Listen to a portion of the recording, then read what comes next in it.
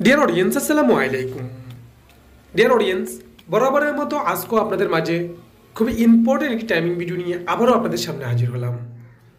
তো dear audience, আজকে আমি আপনাদেরকে দেখাবো টপিক্যাল GC-6717 এই মডেলের যে ভার্টিক্যাল সুইং মেশিন আছে, এই ভার্টিক্যাল সুইং মেশিনের মুভিং নাইফ বার এবং মুভিং নাইফের যে বারের যে অ্যাটাচমেন্ট, এই অ্যাটাচমেন্টগুলো কীভাবে সেট আপ করবেন। সাধারণত যে single needle lock stitch swing মেশিনের মুভিং নাইফের বার সেট আপ করা খুবই ইজি, কিন্তু এই টপিক্যালের মুভিং নাইফের বারটা কিন্তু সেট আপ করা খুবই critical.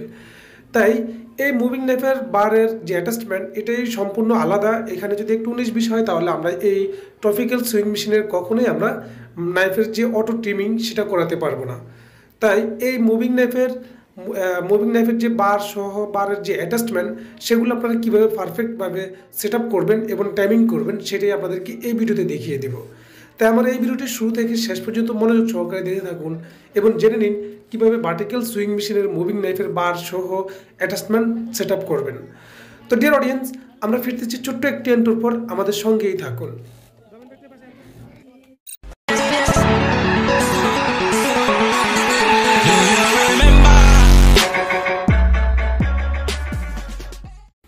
Welcome back dear audience. আজকে আমি যে ভিডিওটি নিয়ে আপনাদের সামনে হাজির হয়েছি, এই ভিডিওটি খুবই ইম্পর্টেন্ট একটি ভিডিও। কেননা এই টপিক্যাল মেশিনের যে মুভিং নাইফের বার এবং অ্যাটাচমেন্ট এটা খুবই ক্রিটিক্যাল একটি মেশিন। এটা সাধারণত single needle lock stitch swing মেশিনের মতো আমরা এটাকে সেট আপ করে দিলে হয় না। এখানে অনেক কাজ আছে। এখানে একটু 19-20 হলে আমাদের ট্রিমিং করবে না এবং আমাদের মুভিং নাইফটা একইভাবে কাজ করবে না, জাম হয়ে যাবে। তো আমাদের এই মেশিনটা অটোমেটিকলি জাম হয়ে যাওয়ার কারণে আমরা এই মুভিং নাইফের বারটা বাইর করেছি এবং এই মুভিং নাইফের বারের যেখানে জাম ছিল সেটাকে আমরা ওয়াশ করে নিয়েছি। এখন আমরা আপনাদেরকে দেখাবো এটা সেট আপ কীভাবে করবেন।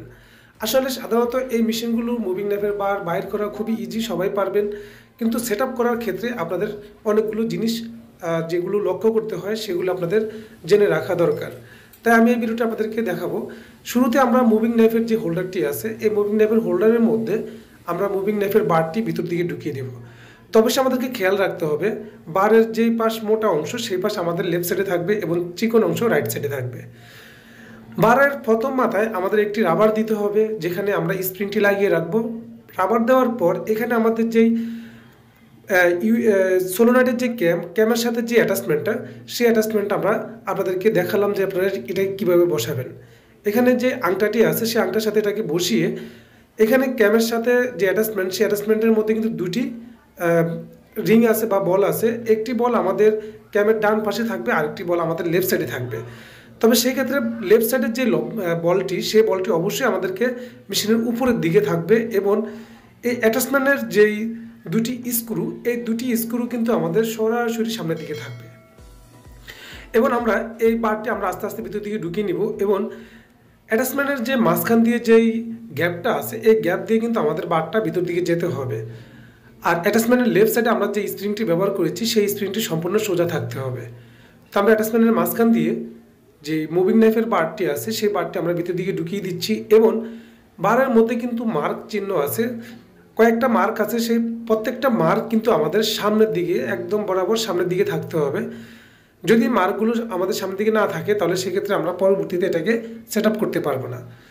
এবং মুভিং নাইফের যে হোল্ডারটি, এই হোল্ডারে এখানে আপনারা দেখতে পাচ্ছেন যে মুভিং নাইফের যেই হোল্ডার, এই হোল্ডারে কিন্তু আমাদের বারের সাথে কিন্তু এখানে একটি সাইজ দেওয়া আছে। আমি শুরুতেই বলেছিলাম যে বারের যে মোটা অংশটি সেটি আমাদের লেফট সাইডে থাকবে। তাহলে সেক্ষেত্রে আমাদের প্রত্যেকটা মার্ক মিলে যাবে এবং মুভিং নাইফের যে বার, সেই বারটা অটোমেটিকলি সেট আপ হয়ে যাবে। তো এখানে মুভিং নাইফের যে হোল্ডার, এই হোল্ডারটি কোনোভাবে ক্রস রাখা যাবে না বা টাল রাখা যাবে না। টাল রাখলে আমাদের বারটি জাম হয়ে যাবে। তো আমরা সম্পূর্ণ সোজাসুজি রেখে একদম বারটাকে একদম ভিতর দিকে ঢুকিয়ে দেব। ভিতর দিকে ঢুকিয়ে দেওয়ার পর আপনাদের দেখানোর সুবিধার্থে আপনাদেরকে আমি বারের যে মার্কগুলো আছে প্রত্যেকটা মার্ক আপনাদেরকে দেখাচ্ছি। এই মার্কগুলো আমাদের সোজাসুজি মেশিনের সামনের অংশের দিকে থাকবে, যেহেতু আমাদের এখানে যে স্ক্রুগুলো আছে সেই স্ক্রুগুলো আমাদের মার্কের মধ্যে পড়বে। তো আমরা স্ক্রুগুলো হালকাভাবে টাইট করব, কেননা এখানে একটি টাইমিং আছে, সেই টাইমিংটা করব। এই জন্য আমরা হালকা টাইট করে নিলাম। টাইট করার পর এখন আমাদেরকে যে রাইট সাইডের যে অ্যাটাচমেন্টগুলো আছে সেগুলো আমরা ব্যবহার করব। তো এখানে আমাদের বারটি ফ্রি আছে কিনা সেটা আমাদেরকে দেখে নিতে হবে এবং আমাদের বারটি সম্পূর্ণ রাইট সাইডের দিকে যেতে হবে। যেখানে আমাদের বারের যেই মোটা অংশটা, সেই মোটা অংশটা আমাদের মেশিনের যেই মাঝখানে যেই ওয়ালটা আছে সেই ওয়াল পর্যন্ত অর্থাৎ একদম ভিতর দিকে ঢুকিয়ে দিতে হবে। তারপরে এখানে একটি কলার আছে, সেই কলারটি আমরা বসিয়ে দেব। এখানে এই কলারটি হলো আমাদের মুভিং নাইফটা যখন বাড়ি মারবে, এখানে কিন্তু একটি রাবার আছে, সেই রাবারের মধ্যে কিন্তু এসে বাড়িটা লাগবে। তো এখানে এই কলারটি, এই স্ক্রুটা আমাদের সামনের দিকে থাকবে এবং কলারের যে পিছনের যে টাল যেটা সেটা আমাদের ভিতরের দিকে থাকবে। এখন এখানে আমাদের যে স্প্রিংটা ব্যবহার করতে হবে, এই স্প্রিংটা লাগানোর ক্ষেত্রে অনেকে ভুল করে। সেটা হলো আমাদের স্প্রিংয়ের যে বড় সাইডটা, সেই বড় সাইডটা আমাদেরকে রাইট সাইডে থাকবে এবং কি মেশিনের যে বডির সাথে থাকবে, আর লেফট সাইডটা আমাদের যে কলারের যে অ্যাঙ্গেল, সেই কলারের অ্যাঙ্গেলের সাথে আটকাতে হবে। তো আমরা এই স্প্রিংটা কলারের সাথে আটকে নিলাম এবং আমাদের স্প্রিংয়ের যে রাইট সাইডে যে বড় অংশটা আছে, সে বড় অংশটা আমাদের কিন্তু হাত দিয়ে ঘুরিয়ে তারপর স্প্রিংয়ের প্রেসারটা দিতে হবে। তো অডিয়েন্স, আমি এখন স্প্রিংটা ভিতরে কলার সাথে বসিয়ে দিলাম। এখন আমাদের স্প্রিংয়ের যে বড় অংশটা, সেই অংশটা আমরা হালকা ব্যাকা করে মেশিনের উপরের সাইড দিয়ে ঘুরিয়ে আমরা নিচের দিকে বসিয়ে দিব। তাহলে সেক্ষেত্রে আমাদের স্প্রিংটা একুরেটভাবে প্রেসার হয়ে থাকবে। এখন আমরা যে রাইট সাইডে যে একটি বুশ, যাতে আমাদের স্প্রিংটা বাইরে হয়ে না যায়, সেই বুশটা আমরা বসিয়ে দিলাম। তো মোটামুটি আমাদের এই মেশিনের মুভিং নাইফের বারটা আমরা লাগিয়ে নিলাম। এখন আমাদের বিষয় হলো এখানে যে সেটআপগুলো আছে, সেই সেটআপগুলো কীভাবে রাখবেন, এমনকি কোন মেজারমেন্টে থাকলে আমাদের এই মুভিং নাইফটা একুরেটভাবে কাজ করবে এবং মুভিং নাইফ কতটুকু সামনে যাবে সেটা আপনাদেরকে দেখাবো। এখানে আমাদের কলার শেপের যেই বুশটা, সেই বুশটা কিন্তু একদম বডির সাথে লেগে থাকা যাবে না, কারণ যদি বডির সাথে লেগে থাকে তাহলে সেক্ষেত্রে আমাদের মুভিং নাইফটা বারটা কিন্তু হালকা খেলে ভিতরে যে লেফট এবং রাইট সাইডে যে আপডাউনটা, সেই আপডাউনটা যদি আপনারা বন্ধ করে দেন তাহলে সেক্ষেত্রে কিন্তু আমাদের মুভিং নাইফটা কিন্তু মোটেই বাড়ি দেবে না। তাই এখানে আমাদেরকে 1 থেকে 1.5 mm গ্যাপ রেখে তারপরে স্ক্রুটা হালকা টাইট রাখতে হবে। তো ডিয়ার অডিয়েন্স, আমরা এখন বুশের স্ক্রুগুলো রাইট সাইডের স্ক্রুগুলো টাইট দিলাম। এখন আপনাদেরকে দেখাবো যে এটার সেটিংটা কিভাবে হবে। এখন আপনারা দেখতে পাচ্ছেন যে আমাদের এই অ্যাটাচমেন্টের মেইন যে অ্যাটাচমেন্ট, সেটা কিন্তু সম্পূর্ণ আলাদা, মানে লুজ হয়ে আছে। এখন আমাদেরকে যে কাজটি করতে হবে, এই স্ক্রুগুলো হালকা লুজ দিতে হবে, লুজ দিয়ে আমাদের ক্যামের সাথে অ্যাডজাস্ট করতে হবে। তো ডিয়ার অডিয়েন্স, এই ভার্টিক্যাল সুইং মেশিনের ক্যাম টাইমিং করতে হলে কিভাবে করবেন সেটাই দেখাবো। তো ক্যাম টাইমিং আজকে দেখাবো না, শুধুমাত্র আমরা মুভিং নাইফের যে বারের অ্যাটাচমেন্টটা দেখাবো। আর ক্যাম টাইমিং দেখতে হলে আমার চ্যানেলে আরেকটা ভিডিও আছে, আপনারা চাইলে এই টপিক্যাল যেই ক্যাম টাইমিং আছে সোলোনাইটের, সেই ক্যাম টাইমিংটা কীভাবে করবেন আপনারা চাইলে সেই ভিডিও দেখে নিতে পারেন। সেটার লিঙ্কটি আমি এই ভিডিও ডিসক্রিপশনে দিয়ে দেবো। কেননা এই টপিক্যাল মেশিনের ক্যাম টাইমিং এবং মুভিং নাইফের যে বার অ্যাটাচমেন্ট, এগুলো খুবই একটু ঝামেলা টাইপের। এগুলো একবার খুললে অনেক লাইনে আনতে অনেক সময় লেগে যায়।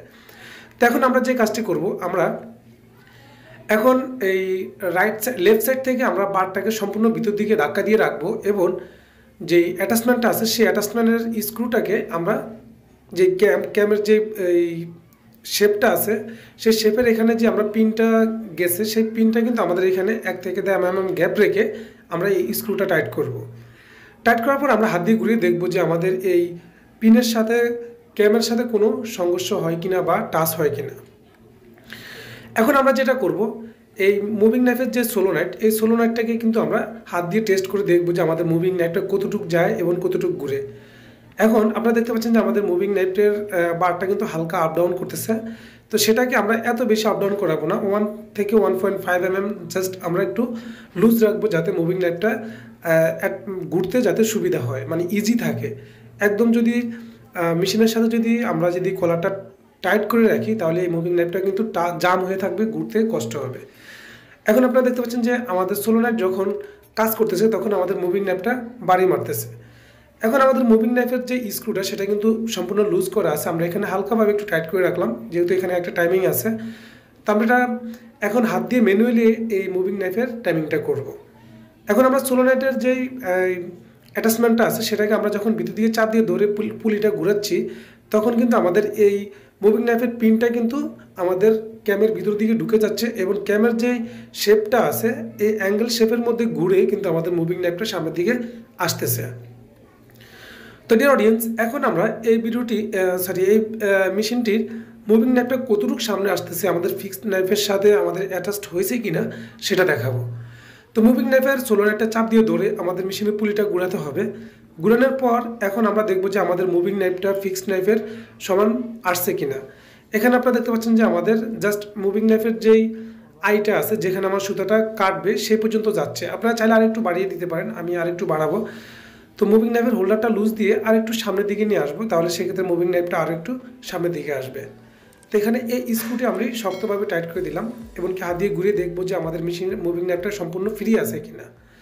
ফ্রি হওয়ার পর এখন আমরা মুভিং নাইফের সোলোনাটটা আবার হাত দিয়ে চাপ দিয়ে ধরবো এবং মেশিনের পুলিটাকে ঘুরাবো। এখন আপনারা দেখতে পাচ্ছেন যে আমাদের মুভিং নাইফটা আরেকটু সামনের দিকে আসছে। তো আরেকটা কথা বলে রাখি, এই মুভিং নাইফের মাথায় কিন্তু একটি মার্ক আছে, আপনারা চাইলে সেই মার্কটাও ফলো করতে পারেন। কেননা মুভিং নাইফের যে আইটা আছে যেখানে সুতাটা কাটে তার থেকে আরেকটু সামনে একটি ছোট্ট একটি ওয়াটার মার্ক আছে, যে মার্ক পর্যন্ত আমাদের মুভিং নাইফটা আসতে হবে। তো সে পর্যন্ত আমাদের নিলে মোটামুটি আমাদের সুতাটা কাটবে এবং কি ফিক্সড নাইফের চাইতে মুভিং নাইফের যে আইটা সে আইটা পার হইলেই আমাদের মেশিনের সুতাটা কাটবে এবং কি অটো ট্রিমিংটা হবে। এখন আপনারা দেখতে পাচ্ছেন যে আমাদের মুভিং নাইফে একুরেটভাবে কাজ করতেছে এবং কোনো জাম হচ্ছে না, বা এটা যখন মুভিং নাইফে কাজ করে তখন কিন্তু রিটার্ন চলে যাচ্ছে। আমাদের প্রথমে যে সমস্যাটা ছিল, এই মুভিং নাইফের পার্টটা জাম হয়ে যাওয়ার কারণে মুভিং নাইফটা বাড়ি মারতো ঠিকই, কিন্তু পিছনে আর ব্যাগে যেত না। এখন কিন্তু আমাদের সামনেও আসতেছে এবং মুভিং নাইফটা একুরেট পজিশনে এসে আবার পিছন দিকে রিটার্ন যাচ্ছে। তো ডিয়ার অডিয়েন্স, এখন আপনারা দেখতে পাচ্ছেন যে আমরা ম্যানুয়ালি এইটাকে চেক করে দেখলাম যে আমাদের মুভিং নাইফটা একুরেটভাবে কাজ করতেছে। তো আপনারা এই মেশিনের যদি ক্যাম টাইমিং করতে হয় অবশ্যই আমার এই ভিডিওর ডিসক্রিপশন বক্স চেক করবেন, অথবা এই ভিডিওর লাস্টে যেই আই কার্ড বা ইন কার্ড সেখানে আপনারা পেয়ে যাবেন। তো ডিয়ার অডিয়েন্স, আমার এই ভিডিওটি যদি আপনাদের কাছে ভালো লেগে থাকে তাহলে অবশ্যই একটি লাইক করে দিবেন এবং আপনাদের যে কোনো মতামত আমার এই ভিডিওর নিচে অবশ্যই কমেন্ট বক্সে জানিয়ে যাবেন। এবং আপনি যদি আমার চ্যানেলে নতুন হয়ে থাকেন তাহলে অবশ্যই আমার চ্যানেলটি সাবস্ক্রাইব করে রাখবেন এবং পাশে থাকা ঘন্টা আইকন বেলটি বাজিয়ে রাখবেন এই ধরনের নিত্য নতুন ভিডিও নেক্সট টাইম পাওয়ার জন্য। তো ডিয়ার অডিয়েন্স, আজকে পর্যন্তই, দেখা করবো পরবর্তী কোনো এক ভিডিও নিয়ে। সে পর্যন্ত আপনারা সকলে ভালো থাকুন, সুস্থ থাকুন, এই কামনা আজকের মতো বিদায় নিচ্ছি। আল্লাহ হাফেজ।